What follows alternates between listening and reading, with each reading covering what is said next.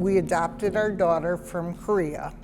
And prior to actually getting her, we had signed every paperwork saying we could not handle any form of special needs.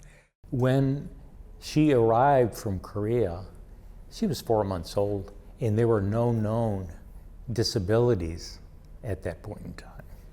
It was probably a couple months or so later, and she was approaching 6 months, and developmentally she was not doing anything pretty much that she should have been at that point in time. So it was a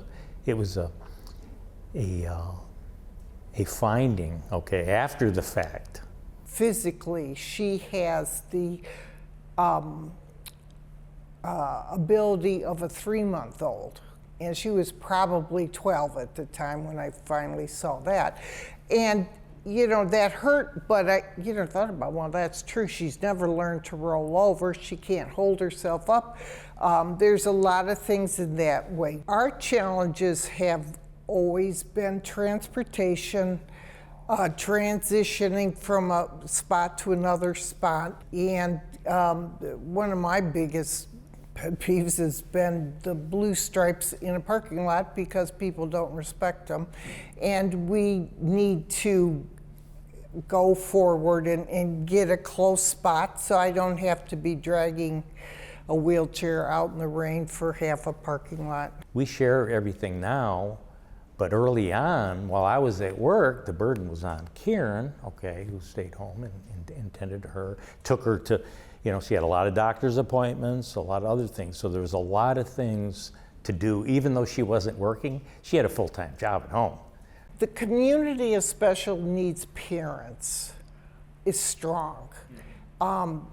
She grew up with a lot of people in the Rochester area. She's on Special Olympic bowling, and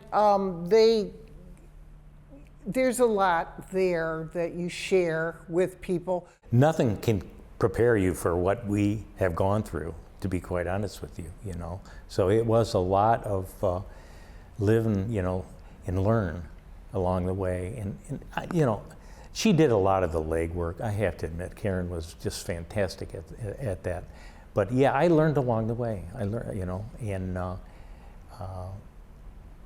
it wasn't easy. There was never really an easy step, okay? But I have to also say, it's been very rewarding, okay? She is just a wonderful, wonderful young lady.